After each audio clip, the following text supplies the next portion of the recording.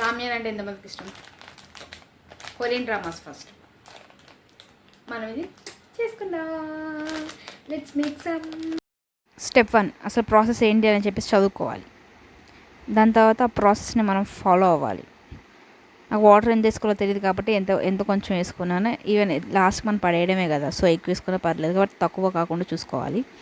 దాంట్లో మనకి 2 ప్యాకెట్స్ ఇచ్చారనమాట. ఇది ఫస్ట్ టైం నేను రామెన్ని ట్రై చేయడం.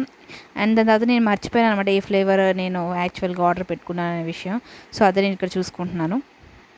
అండ్ నెక్స్ట్ ఆ ప్రాసెస్ని ఫాలో అవ్వాను అనమాట. ఎంతమందికి చెప్పండి, నాకు రామెన్ అంటే కొరియన్ డ్రామాస్ చూసాక చాలా వరకు ఇన్స్టెంట్ రామెన్స్ ఉంటాయి కదా, సో అది చూసాక చాలాసార్లు ట్రై చేయాలి అనుకున్నాను. అండ్ ఇది బుల్దక్ రామెన్ అని చెప్పేసి కార్బోనారా చాలా వరకు నేను వేరే యూట్యూబ్ వీడియోస్లో చూసాను. అవెన్ 2 years బ్యాక్ నుంచి చూస్తున్నాను అనమాట. చాలామంది ట్రై చేస్తున్నారు. సో ఈ చీజ్ పౌడర్ అండ్ సాస్ వేసుకున్నాను. అండ్ చీజ్ పౌడర్ టేస్ట్ కూడా చూసాను, కొంచెం తీయగా ఉంది. అండ్ నాకేమనిపిస్తుంది, చీజ్ పౌడర్ కొంచెం తక్కువ వేసుకుంటే కొంచెం బ్యాలెన్స్ అయ్యేది అనుకుంటా. కొంచెం నాకైతే తీయగా అనిపించింది. చాప్ స్టిక్స్ నేను ఫస్ట్ టైం యూజ్ చేయడం, సో ఎట్లా పడితే అట్లా కలిపేసాను అనమాట.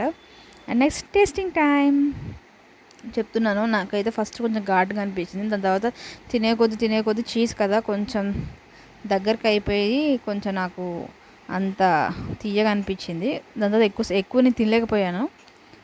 ఫస్ట్ ఘాటు తగిలింది కానీ దాని తర్వాత ఓకే బాయ్.